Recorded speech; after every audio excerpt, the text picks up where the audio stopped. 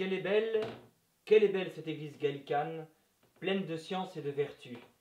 Mais quelle est belle dans son tout qui est l'église catholique, et quelle est belle saintement et invisiblement unie à son chef, c'est-à-dire au successeur de Pierre. Bien chers amis, nous allons voir aujourd'hui le gallicanisme, un concept peut-être un peu éloigné de nous-mêmes, et je viens de vous livrer une grande citation de Bossuet, qui fut, on va le dire, un des penseurs du gallicanisme, et donc je voudrais vous livrer sa pensée bien profonde. On n'en viendra qu'à la fin. Quelle est belle cette église gallicane, pleine de science et de vertu, mais quelle est belle dans son tout qui est l'église catholique, et quelle est belle saintement et invisiblement unie à son chef, c'est-à-dire au successeur de Pierre. Vous voyez déjà, on commence déjà dans notre plan sur le gallicanisme à réfléchir sur la notion de l'église gallicane. Tout le gallicanisme n'est pas l'église gallicane. L'église gallicane, c'est juste une appellation de l'église de France, notre foi, et tout ce qui est gallican n'est pas forcément mauvais. C'est comme si vous parliez du concile, on va parler, vous voyez, du conciliarisme, qui va beaucoup influencer la pensée gallicane, indépendante, mais tout ce qui est du concile n'est pas de l'ordre du conciliarisme. Alors vous voyez, là on va plutôt traiter aujourd'hui des erreurs, des errements de l'église gallicane, dans ce qu'on va appeler le gallicanisme communément, avec une connotation péjorative, mais de manière générale, quand on parle du gallicanisme, quand on parle de l'église gallicane, eh bien il n'y a pas que des mauvaises choses. Donc on va essayer d'avancer dedans, mais c'est quelque chose de difficile, parce que du coup, vous voyez, on n'est pas dans une doctrine, on n'est pas dans un concept, on n'est pas dans une institution qu'on vient étudier, on vient plutôt regarder une évolution d'un courant de pensée, d'une forme d'indépendance et d'autonomie qui va exister dans une église qui va être d'une certaine partie ultramontaine, c'est-à-dire que pour elle l'autorité de Rome est lointaine, et donc du coup elle est ultramontaine de l'autre monde, et donc du coup elle va vouloir en devenir indépendante. Les premiers ultramontains ne savaient pas trop qui était le pape, et donc c'est pour ça qu'ils préféraient obéir au pape qui était à Rome, comme Félicité de Lamennais, plutôt que d'obéir à leur évêque qui était là et qui les censurait. C'est pour ça qu'ils ne seront pas gallicans au début, mais parce qu'ils seront ultramontains pour aller au-delà de Rome. Est-ce que l'église gallicane est forcément une église orgueilleuse, fière, indépendante? Est-ce qu'il faut forcément mépriser le gallicanisme?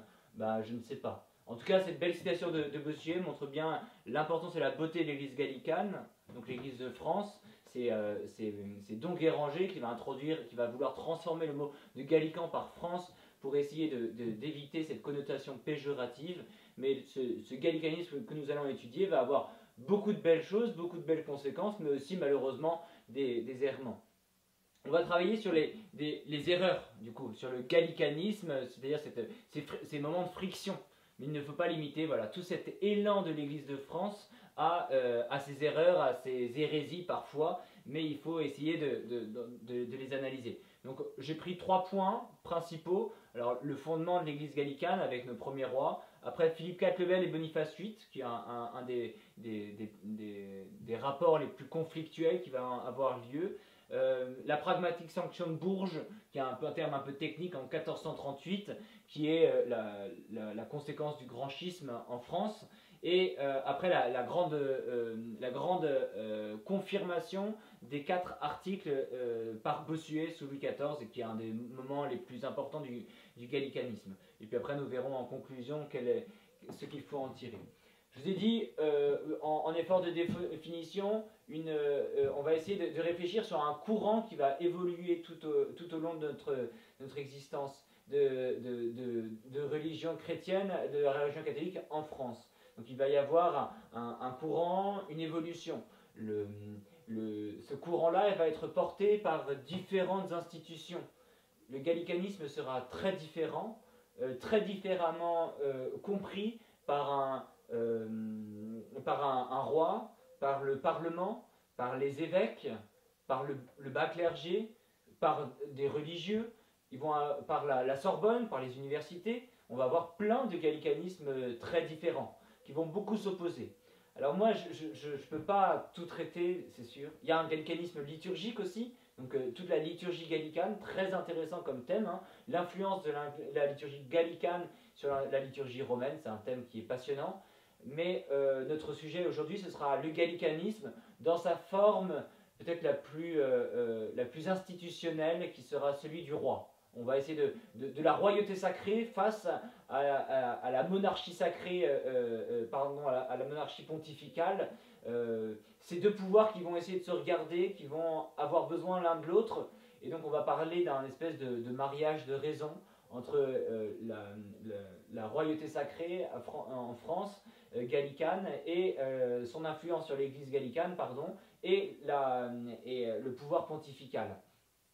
Deux grands pouvoirs qui vont se regarder, qui vont s'influencer, dont les bases seront très belles, un beau mariage au départ, et puis après, eh bien, avec les flétrissures de l'âge, eh bien, quelques rides vont se creuser dans leur relation, et donc on va essayer de le voir ça. Difficile, donc du coup, tout ce courant, on va le fixer, on va le figer sur le roi, mais ce n'est pas le seul regard, et souvent toutes les dérives du gallicanisme ne viennent pas nécessairement uniquement du roi, mais parfois de ses conseillers, qui vont mal l'influencer, très souvent de ses évêques. Si on voulait faire une hiérarchie dans le gallicanisme, le roi est tout à la base en fait. Mais les autres, ceux qui iront le plus loin dans leur théorie gallicane, indépendante, autonome, ce seront les évêques, parce qu'ils sont contents d'obéir à celui qui a de l'argent, c'est-à-dire le roi. Ils seront contents d'obéir aussi à eux-mêmes et pas à une autorité qui est lointaine. Vous savez, le concept de l'autorité, hein, plus elle est lointaine, plus on se dit que nécessairement nos supérieurs ne comprennent pas ce que nous faisons. Ils ne sont pas dans ils sont sur une autre dimension, ils n'imaginent pas ce que nous pouvons faire, et donc du coup on a envie de s'émanciper par rapport à cette autorité qui est trop lointaine. Donc les évêques seront les premiers, les plus grands gallicans.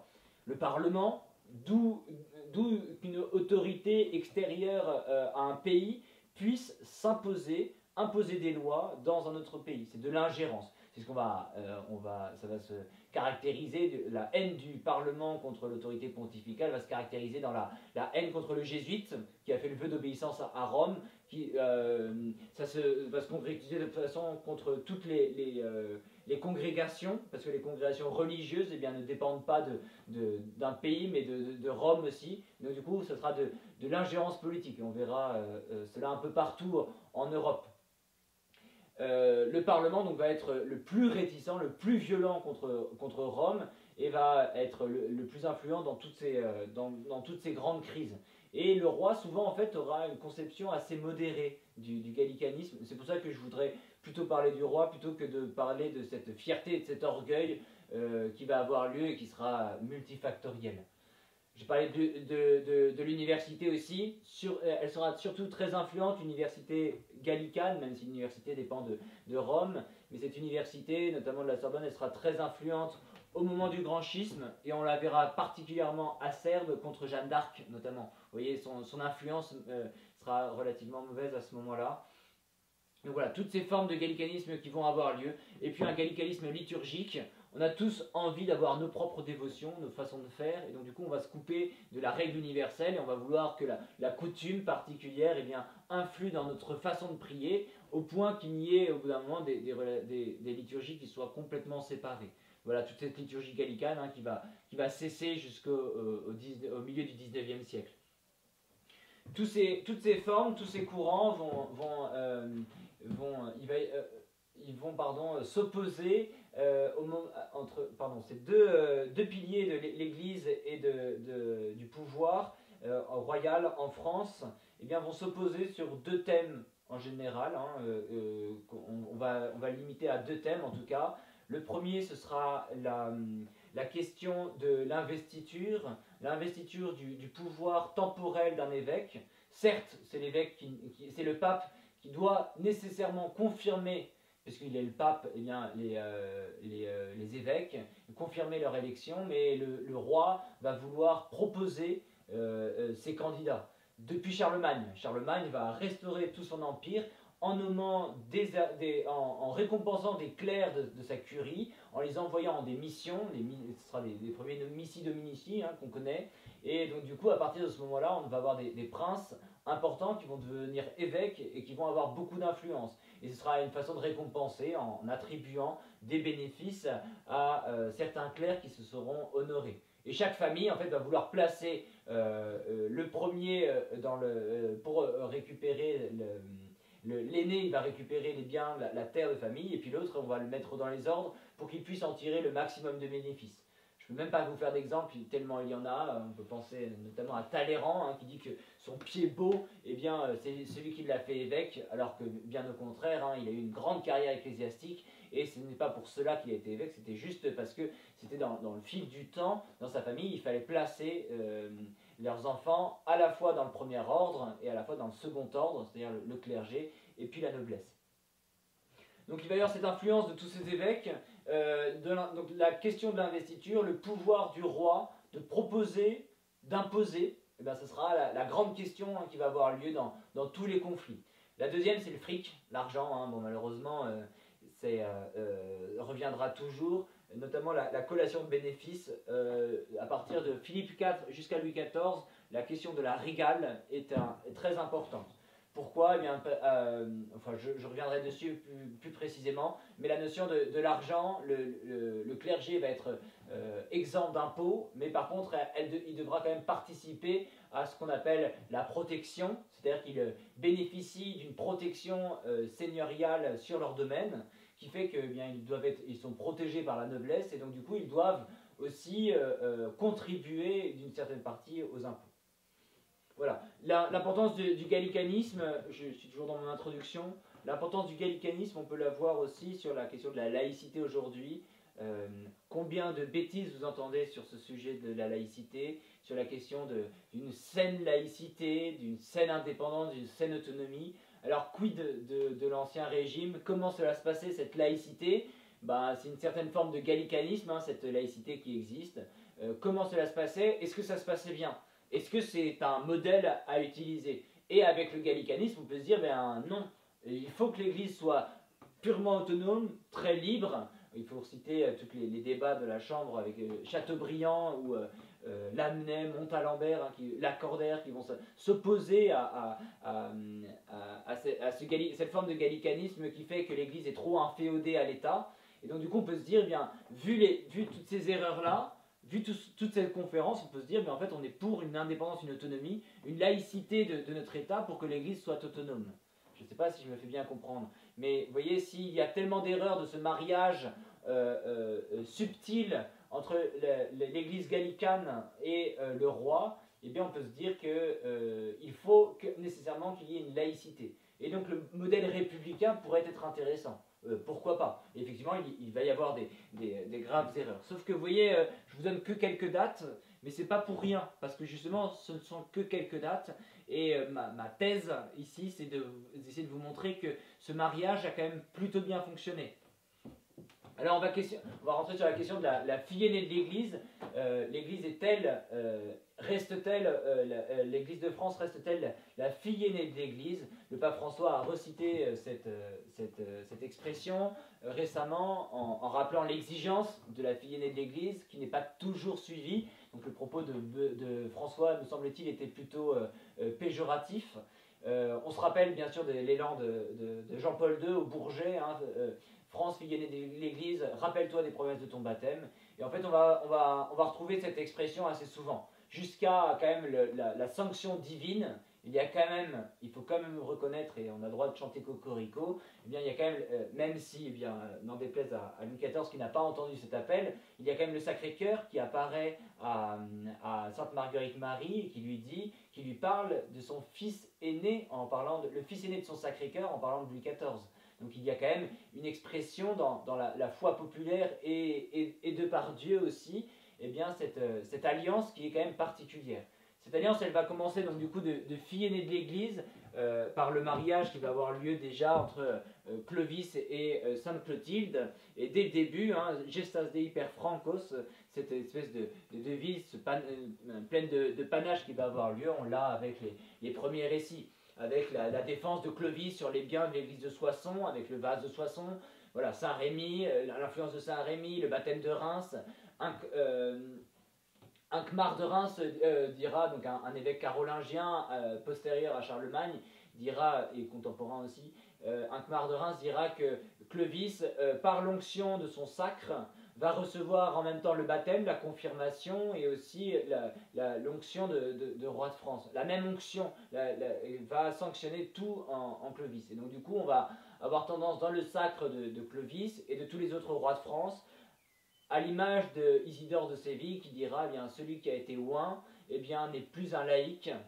Alors, quel est-il?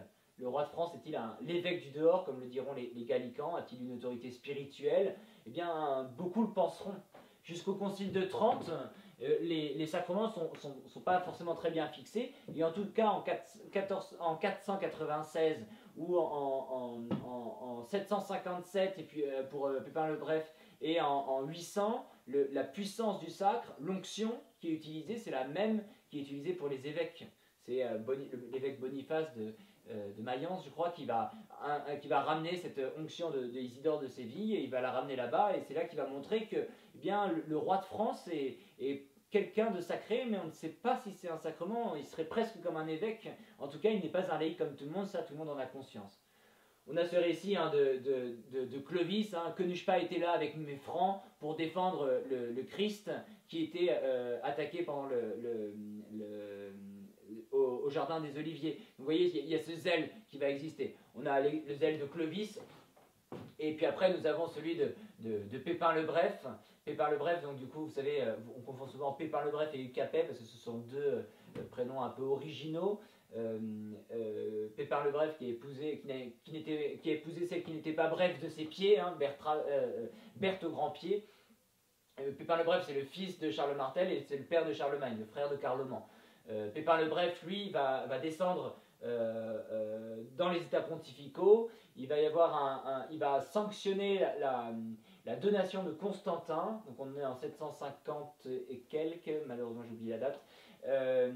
Et il va sanctionner la donation de Constantin. Que s'était-il passé? On va dire qu'au IVe siècle, quand l'Empire romain va commencer à s'effondrer, et Constantin serait parti à Constantinople, aurait laissé au pape une certaine donation, le duché de Rome, et donc du coup il serait indépendant. C'est la naissance des états pontificaux un peu mythiques qui existent sur ce document. Ce document de la donation de Constantin probablement était une fausse copie, en tout cas celle que Pépin le Bref a eue sous les yeux, qu'il a confirmée de son onction et de sa puissance en libérant le pape des Lombards. Cette donation de Constantin, en tout cas, c'est une tradition orale qui va avoir lieu. Et donc, dès le début, la fille aînée de l'Église va être sa servante. Elle aura le glaive du temporel et elle va la défendre, aussi bizarrement que cela paraisse, jusqu'à Napoléon III. Et c'est pour ça qu'on aura ce mot du cardinal Pie que je vous livre aujourd'hui. Tant qu'elle agira, c'est le cardinal Pie qui parle de l'Église gallicane. Tant qu'elle agira en vue de coopérer au dessein de Dieu, la France, elle ne déchoira pas de son rang suprême où elle était parvenue. Les causes sacrées qu'elle sert et qu'elle protège deviennent à leur tour sa force et sa protection. Les deux, l'Église, le roi va avoir besoin de l'Église, va avoir besoin du pape. Les deux autorités vont avoir besoin l'une de l'autre. Il y a comme un axe entre Rome et Paris, qui va avoir lieu, qui va se retrouver dans toute l'histoire de la chrétienté, et qui va s'opposer un peu à l'oppression du Saint-Empire, romain, germanique comme on l'appelle, et après de l'union avec l'Espagne aussi, qui sera oppressante avec le sud, le royaume de Naples, le royaume des deux Siciles, et en fait le Saint-Empire va vouloir prendre le pouvoir sur Rome, l'empereur serait le souverain temporel de toute la chrétienté, donc du coup nécessairement de Rome aussi. Et donc le pape va souvent se retourner, à l'image de Pépin le Bref, qui tiendra les rênes du cheval à l'imitation de Constantin pour montrer que, par un geste diplomatique, il va confirmer cette influence, cette protection sur les états pontificaux. Le pape va souvent avoir recours au roi de France, en tout cas dans le domaine du temporel, et cela avec succès. Pépin le Bref, donc du coup, va en fait ne pas faire non plus un geste purement gratuit. Pépin le Bref, il va sortir chez Péric III, donc le dernier roi mérovingien, il va le sortir d'un couvent dans lequel Charles Martel l'avait mis pour avoir tous les pouvoirs. Pépin le Bref partage l'Austrasie et la Neustrie comme maire du palais avec son frère Carloman. Après, il va réunir les deux, et le pape, en échange de cette protection, qu'il va donner après, eh bien, il va lui attribuer cette couronne en disant bien, il est meilleur, ce maire du palais, il est meilleur que celui qui a le pouvoir, en est aussi le titre, c'est ce qu'on lui dira, et donc du coup il va pouvoir être le premier roi carolingien, et son fils Charlemagne sera le premier empereur des Carolingiens. Mariage de raison du coup. C'est-à-dire qu'il y a une alliance avec on se tient tous les deux par la barbichette, on a besoin l'un de l'autre et on ne peut pas faire sans. Le roi va avoir besoin pour sa légitimité, il va avoir besoin dans la réforme carolingienne de l'appui, du soutien, de la générosité, du zèle de ses évêques. Et donc du coup l'alliance elle est nécessaire. On a besoin absolument de cette alliance-là. Mariage de raison qui va se confirmer avec Hugues Capet, donc Hugues Capet, capétien, d'accord, bref, vers le bref il est avant, plus il est plus court. Hugues Capet, eh bien c'est le premier des Capétiens, va renouveler cela avec cette dimension du sacre. Ça demanderait une conférence entière sur la royauté sacrée, sur la notion du sacre, mais et pourquoi pas un futur DDD. Mais donc du coup il y a une alliance, un mariage de raison. Ce mariage de raison a-t-il véritablement fonctionné? Ça va être notre grande question. On va voir les moments où il y aura des brouilles dans notre mariage de raison, mais pourtant, de manière générale, eh bien, il y a eu cette influence qui va avoir lieu. Donc voilà pour la notion de mariage de raison, mais ce n'est pas pour autant que ce mariage de raison sera qu'une question d'intérêt. Il va y avoir des frictions, on a dit, à cause de l'impôt et à cause des investitures. On va rentrer directement dans nos trois grandes dates de l'église gallicane, de l'indépendance et de l'autonomie de l'église gallicane, et on va rentrer avec la question de Philippe IV le Bel et Boniface VIII. Il y a la bulle Unam Sanctam dont on va parler, qui est l'initiative, qui est une des grandes bulles du début du XIVe siècle. On est en 1300 avec Philippe IV le Bel et Boniface VIII. Que se passe-t-il entre ces deux grands souverains?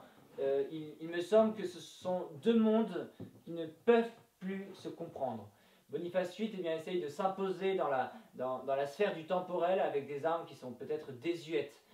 Philippe IV le Bel semble ne pas avoir besoin de Rome, n'a plus besoin de l'un de l'autre, et donc du coup les deux ne vont pas se comprendre. Il n'y aura aucune...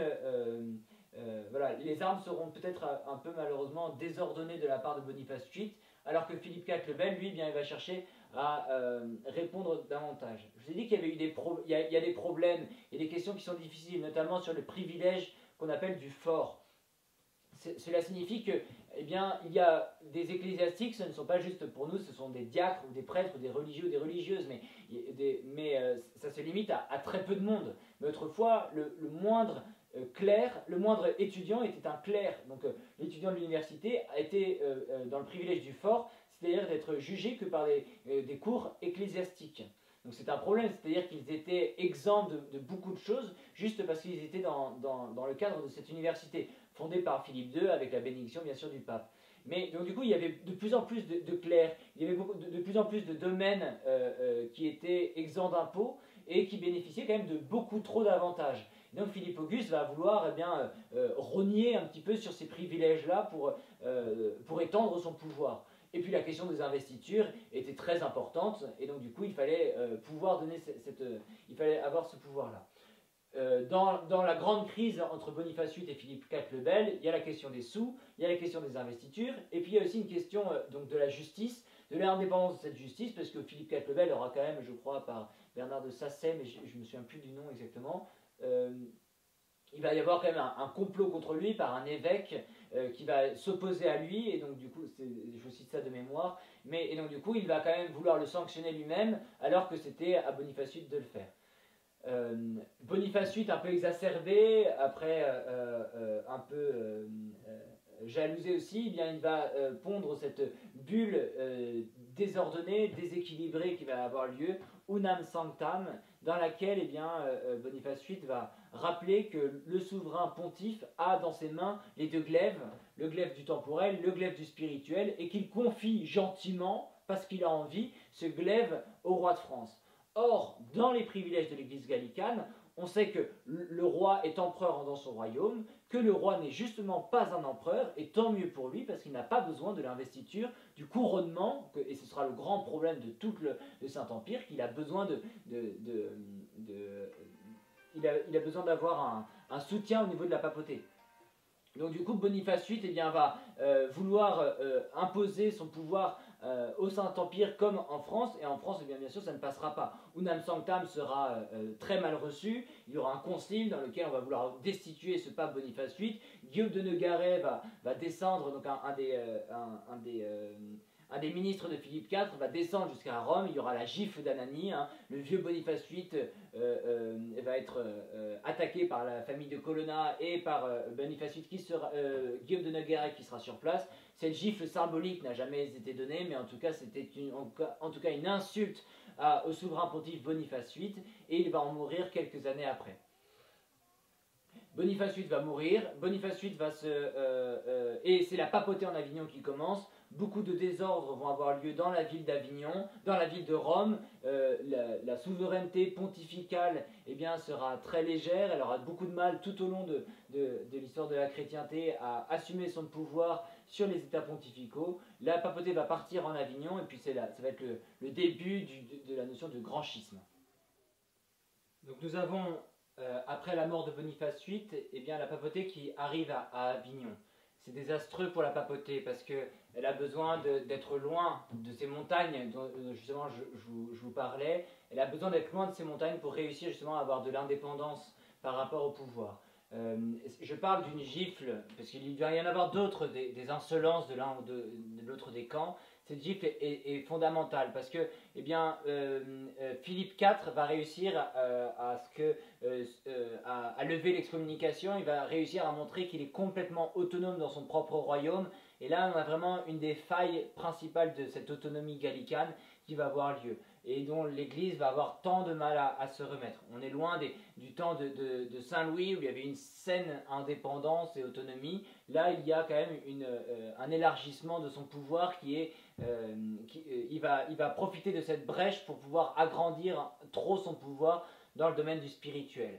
Papauté en Avignon, ce sera la conséquence, ça va avoir comme influence le grand schisme. Qu'est-ce qui va se passer? Eh bien, devant ces grandes tribulations, le pape eh bien, va être à la fois sous l'emprise à Avignon, il est en terre d'empire, je crois, mais il est juste il est pas très loin il est pas très loin de la France, donc il va être soumis à ces influences temporelles. Et à Rome, ce sera un grand bazar. Alors, il va y avoir la première papauté en Avignon avec les premiers papes qui vont avoir lieu. Ils vont vivre une certaine forme, la Dolce Vita, mais par contre l'Église va manquer de zèle, de sang pour pouvoir irriguer toutes ces âmes. Donc du coup, Sainte Catherine de Sienne, vous savez, va ramener avec la force de sa poigne, elle va ramener le pape jusqu'à Rome. Mais dès que le pape arrive, malheureusement, il va mourir à Rome. Donc on est en 1378, si mes souvenirs sont bons, et à quelques années près, mais je crois que c'est cette date. Et il va mourir à ce moment-là. Le Rome va paniquer en se disant bien, il faut absolument qu'il y ait une élection qui ait lieu tout de suite. Cette élection va avoir lieu avec beaucoup de pression auprès de la plèbe romaine.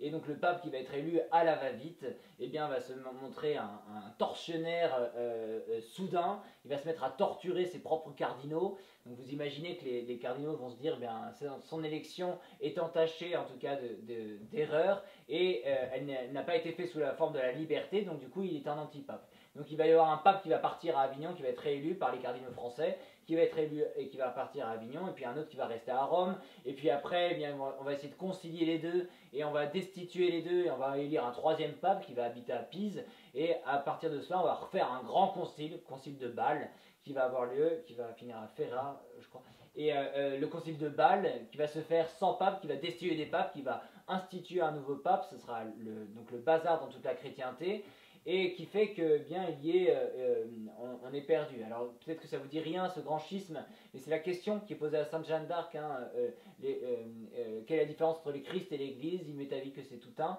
parce que bien dans la foi populaire, eh bien on était tous un peu perdus, on ne savait plus ce que c'était cette Église qui se disputait, et quand il y avait ces trois papes là. Conséquence du grand schisme, c'est que du coup chaque nation, chaque État va se choisir son propre pape. Elle va se choisir le pape qui n'est pas soutenu par notre adversaire. La France ne va pas avoir le même pape que l'Angleterre, ça paraît logique, on est en pleine fin de guerre de 100 ans, et donc du coup il y a un pape qui va dire que c'est un tel qui est l'autre, qui va excommunier l'ennemi, et donc du coup il va y avoir un bazar profond dans toute la chrétienté, qui fait qu'en fait, eh bien, la conséquence c'est que chaque église va vouloir être nationale. Pragmatique sanction de Bourges, 1438, qui vient accepter le concile de Bâle, et donc du coup toutes ces erreurs conciliaristes. Le conciliarisme, c'est d'accepter que le concile est supérieur au pape. Effectivement, c'est le bazar dans la papauté, donc du coup le concile va reprendre les rênes, et ce conciliarisme eh bien, va vouloir être influent. Tout le monde est d'accord, parce qu'en France comme ailleurs, eh bien, ça veut dire que la France, avec ses cardinaux, va avoir beaucoup plus d'influence, l'église gallicane va avoir beaucoup d'influence pour pouvoir imposer ce qu'elle veut dans un concile. À la différence d'un pape qui lui peut se tromper, le concile lui ne peut pas se tromper. Le Christ a institué un collège des apôtres, très rarement il parle juste à Saint-Pierre, donc du coup on essaie d'effacer son influence. Pragmatique sanction de Bourges, c'est la deuxième grosse faille du gallicanisme, de cette autonomie, cette volonté d'indépendance de l'Église de France, parce que, eh bien, on vient montrer que le concile de Bâle est premier, et qu'on accepte le concile de Bâle, on accepte le conciliarisme comme une des théories gallicanes, comme s'il y avait une doctrine qui commençait à naître. Et puis on va revenir sur la notion toujours de la régale, donc de la notion de l'impôt. On va essayer de revenir aussi sur cette indépendance et cette autonomie des juridictions des évêchés par rapport à Rome, parce qu'on ne veut pas faire ces recours à Rome qui sont pénibles et qui sont longs et dont on ne voit pas l'intérêt. Le Parlement est très content et donc du coup il veut l'influencer. On avance un petit peu plus rapidement. Le Concordat de Bologne, 1516. 1516, tous les Français connaissent 1515. Et donc 1516, c'est facile, c'est un an après, à Bologne, avec François Ier et Léon X. Léon X est le fils de Laurent de Médicis. Il est donc le chef de clan de la famille des Médicis. Et ils vont en fait modifier cette pragmatique sanction de Bourges. Ils vont la modifier pour essayer on va en effacer les erreurs, l'hérésie conciliariste, mais en fait, pratiquement parlant, l'église gallicane va jouir d'énormément d'indépendance et d'autonomie, énormément. Donc du coup, notamment dans la question de la nomination, le roi propose un candidat et le pape n'a qu'à confirmer. Et en fait, il a quand même intérêt à confirmer. S'il ne le fait pas, c'est quand même difficile.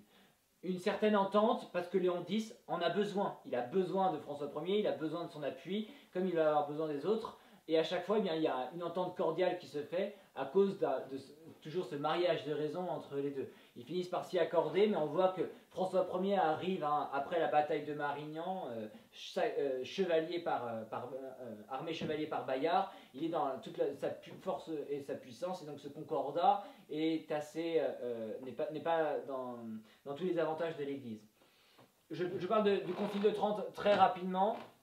Parce que vous voyez, une des erreurs de l'Église gallicane, c'est d'avoir eu du mal, et l'intelligence de l'Église romaine, c'est d'avoir eu du mal à insérer le Concile de Trente dans les constitutions du clergé. En effet, dans la constitution du clergé en France, on va avoir du mal à accepter que Rome puisse imposer un concile dogmatique. Le Parlement va le refuser. Henri IV va promettre, pour être pardonné du fait d'être un relapse, puisqu'il avait plusieurs fois apostasié sa foi catholique. Hein. On sait, la nuit de la Saint-Barthélemy, c'est la nuit de son mariage. Il a dû apostasier sa religion catholique, et donc du coup il avait sa religion protestante, et puis après il était revenu dessus, et donc du coup Paris vaut bien une messe, et bien du coup il va se reconvertir, et le prix à payer c'est l'acceptation du Concile de Trente. Sauf qu'il ne va pas réussir à l'imposer parce que du coup, eh bien, c'est retour au conciliarisme. Le Parlement refuse que Rome puisse avoir une influence dans l'Église gallicane. Et donc du coup, ce sera difficile. Le parti français gallican va avoir une opposition pendant tout le Concile de Trente. Et quand on va le leur reprocher, eh bien, on aura ce fameux mot d'un prélat italien qui dira Gallus cantat, que le coq gaulois chante. Et en faisant le lien entre la poule et la France, le prélat français leur a répondu avec un bon mot en disant oui, mais le coq ne chante que quand Pierre ne trahit. Donc vous voyez ces deux frictions qui vont avoir lieu entre l'église gallicane et l'église de Rome. Je passe à Louis XIV parce que c'est peut-être le plus intéressant dans le gallicanisme, parce que c'est un gallicanisme qui va être pondéré. Ici, on est dans des velléités d'autonomie, d'indépendance. Et là, Louis XIV, que je vais défendre grâce à François Buch, vous voyez, ce sont édité chez Plomb, son édition de Louis XIV. C'est comme si vous voulez faire de la philosophie et que vous refusez de lire les méditations métaphysiques de Descartes. Ben, c'est la base. Louis XIV, il faut le connaître, c'est le personnage historique par excellence. Et François Buch est passionnant, même s'il est protestant. Je crois qu'il est protestant, autant pour moi si je me trompe, mais sur notamment la notion de l'église gallicane, il est passionnant. Et Louis XIV, du coup, il va y avoir donc des frictions avec la puissance de l'État de Louis XIV, la monarchie, nous dit François Buch, administrative, avec sa puissance de son administration, et non pas absolue comme on essaye de le faire entendre. La puissance de Louis XIV, bien sûr, va s'étendre sur cette question des privilèges de l'Église. Notamment, il a besoin de cet argent, il a besoin de le montrer. Et donc, on va revenir sur la question de la régale. Qu'est-ce que c'est la régale? C'est un bénéfice qui est donné quand le siège est vacant à Paris pour les soins de la Sainte-Chapelle. Donc, tous les évêchés, quand ils sont vacants, eh bien, ils doivent donner ces sous à Louis XIV. On peut se dire que c'est des sommes qui sont modiques, car c'est le cas. La question n'est pas avec Louis XIV directement sur la notion d'argent. Elle est premièrement sur la question symbolique. Pourquoi cette question symbolique est importante? Parce que eh bien, Louis XIV veut montrer que c'est lui qui donne à ses évêques l'investiture temporelle. Pour lui, eh bien, quand il impose un évêque, eh bien, il impose quand il impose un évêque, il va imposer, il va lui donner, c'est lui à lui que revient cette seigneurie des vieux restes des droits féodaux et cette seigneurie temporelle. Et c'est lui qui vient récompenser, donner un bénéfice, et donc du coup, il insiste dessus. Avec le Concordat de Bologne et la pragmatique sanction de Bourges, il avait déjà cette capacité de le faire. Sauf que lui, il va l'étendre non pas seulement pour les grands évêchés ou les grandes abbayes, mais il va l'étendre sur tout le royaume. Il va faire main basse de tout. Non pas sur l'argent, mais plus sur la notion du symbole.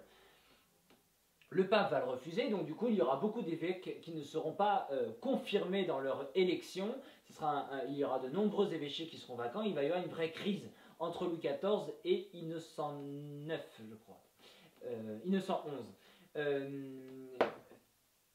Là-dessus, Louis XIV eh bien, ne veut pas, c'est la théorie la plus certaine, ne veut pas que son royaume termine, le gallicanisme devienne un anglicanisme.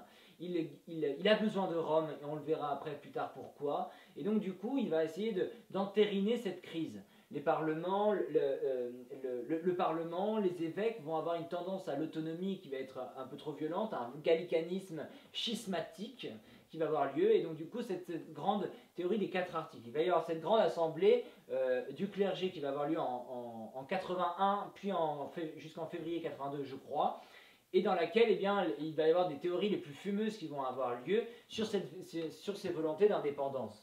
Louis XIV va envoyer Bossuet pour essayer de clore ce débat. Et Bossuet va faire un fameux discours dans lequel il va définir qu'est-ce que c'est les fondements de l'Église gallicane. Donc on ne peut pas parler de gallicanisme sans parler de la question des 4 articles.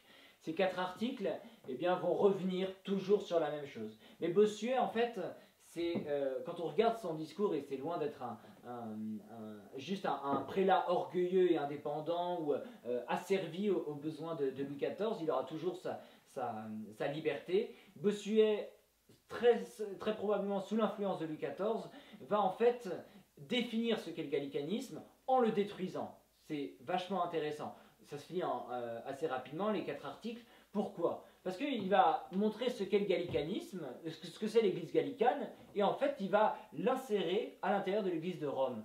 Au lieu de dire que l'église gallicane est indépendante, en lui donnant ses propres privilèges, il va rappeler quels sont les 4 grands articles qui fondent l'église gallicane, et en même temps il vient la raccrocher au wagon de Rome. Il va lui montrer son importance, l'importance d'y être. Et toute l'introduction du discours, elle va le manifester en montrant que l'église gallicane est liée à l'église de Rome, et elle a des privilèges que le droit coutumier va lui donner, qu'il va définir. Quels sont ces privilèges? L'influence du roi de France dans l'ordre temporel et d'une certaine manière dans l'ordre spirituel. Il ne définit rien, cela ne veut rien dire, il ne fait que rappeler des idées qui sont là mais qui sont vieilles et poussiéreuses, et qui en fait pratiquement n'ont aucune influence. Ils vont rappeler le conciliarisme en disant que le concile est important, tout le monde est d'accord, mais après quelle est l'importance du concile provincial sur le concile œcuménique, l'importance du concile œcuménique sur le pape, eh bien en fait ça ne veut rien dire.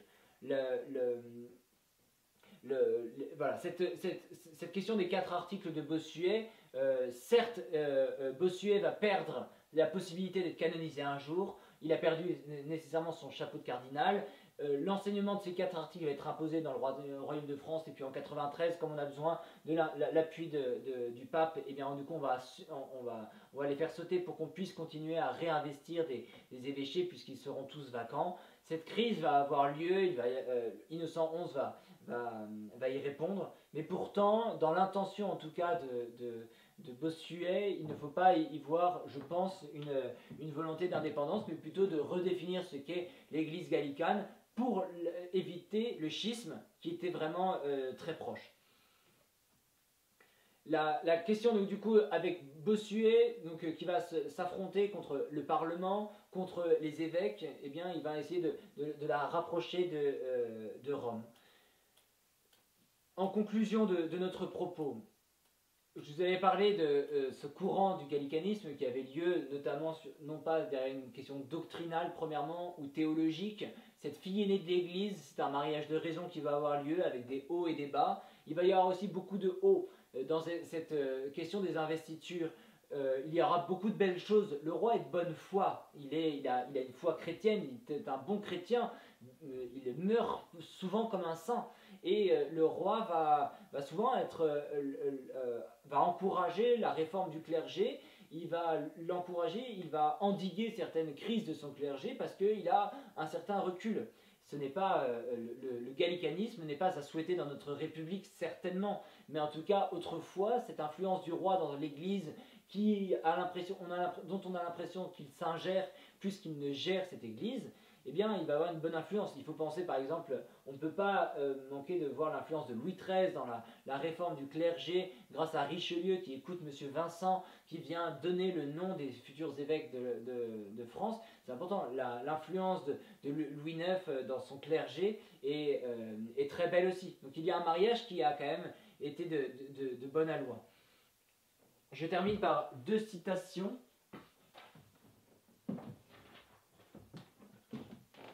Par cette belle citation, vous voyez, par rapport à ce mariage qui va avoir lieu, sur ce terme d'église gallicane, ce texte est de Grégoire IX, justement, il écrit à Saint-Louis. Très intéressant. Il écrit à Saint-Louis pour essayer de le motiver pour aller voir, se battre contre Frédéric II. Le pape essaye de flatter Saint-Louis pour l'influencer dans une querelle temporelle. Pour moi, vous voyez, le pape n'a pas à rentrer à ce point-là dans la dimension du temporel. Et Saint-Louis, qui est un saint, donc équilibré, prudent comme roi, eh bien, ne rentrera pas dans ce jeu-là. Donc ce terme de fille aînée de l'Église, ces privilèges, en fait, vont avoir lieu parce qu'on est dans l'ordre d'un mariage de raison, où l'un a besoin de l'autre. Et donc, du coup, ces termes, ces privilèges vont avoir lieu parce que chacun va s'appuyer dessus. Et Grégoire IX, on voit, est flatteur. Et on a le droit d'être fier d'être français et d'appartenir à cette ancienne église gallicane avec ces phrases de Grégoire IX.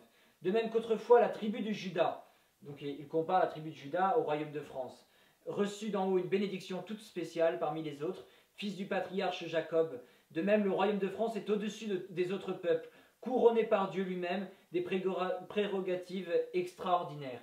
La tribu de Juda était la figure anticipée du royaume de France. La France, pour l'exaltation de la foi catholique, affronte les combats du Seigneur en Orient et en Occident. Sous la conduite de ses illustres monarques, elle abat les ennemis de la liberté de l'Église. Vous voyez cette belle phrase qui nous le rappelle avec Grégoire IX. Toute cette belle union de cette église gallicane qui a eu effectivement beaucoup d'influence. Il va rappeler cette France qui va faire délivrer le tombeau du Christ plusieurs fois avec les Landes, même si ce n'est toujours pas le roi de France, mais beaucoup de la chevalerie française qui va arriver jusqu'à Jérusalem, cette France qui va se battre dans la notion des hérésies. Ici, on voit que chacun essaie de s'influencer, il y a une union, il y a un certain mariage, et c'est l'idée générale sur laquelle il faut bien sûr terminer. Après, ce mariage-là, là où il y a des échecs, ces doctrines du Parlement, cette volonté d'indépendance et d'autonomie va être la ruine aussi de l'Église gallicane comme du Royaume de France. Vous voyez, cette France est née sur un mariage, elle est née sur une alliance, sur un certain équilibre qui n'est pas toujours ordonné, mais en tout cas, quand cet équilibre n'existera plus, c'est la ruine du Royaume de France. C'est la ruine du Royaume de France qui va se sanctionner par la constitution civile du clergé à la Révolution.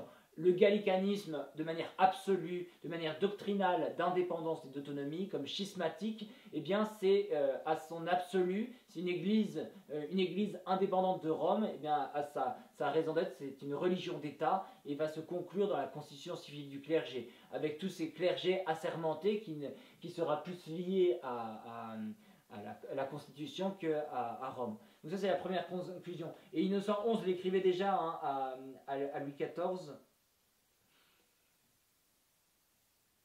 Il le montrait déjà à Louis XIV. Si les conciles sont supérieurs au pape, donc c'est sur les 4 articles, attention parce que si les conciles sont supérieurs au pape, qui tirent leur pouvoir de Dieu, les états généraux devraient avoir loisir de formuler la même revendication à l'encontre du roi. Vous voyez, on est un siècle avant, on est en 82, vous imaginez en 93, donc un peu plus d'un siècle après. Eh bien, Innocent XI le montre le même déviance. Attention, parce que l'Église gallicane, eh bien, la notion du concile, du conciliarisme, de cette Église indépendante, eh bien, du coup, ça va faire la même chose avec votre Parlement. Tu tiens ton pouvoir de Dieu. Nous sommes nés ensemble. Tu es ma fille aînée. Je t'ai confié une charge particulière. Eh bien, si tu ne la respectes pas, si tu ne la suis pas comme une fille, eh bien, il va y avoir ta légitimité qui va se perdre. Elle a oublié les promesses de son baptême, vous voyez, ce que nous montre Innocent XI, eh bien, elle va oublier ses promesses de son baptême, elle est née, elle a sa légitimité, Hugues Capet et Pépin le Bref vont avoir besoin de la légitimité, de l'appui, du soutien du pape pour montrer que leur pouvoir, grâce à leur sacre, dépend de Dieu. Il y a quand même eu un moment où ils ont besoin de cette église de Rome et donc se dissocier par ce gallicanisme qui va pourrir eh bien, cette église c'est beaucoup d'élan dans l'église de France, eh bien, va avoir toutes ces erreurs. Donc le roi va avoir souvent une position gallicane, sauf ces exceptions-là, une position gallicane assez mesurée. Il va quand même réussir à endiguer, plus ou moins bien, mais la réforme protestante, il va endiguer le jansénisme, il va endiguer la crise des Lumières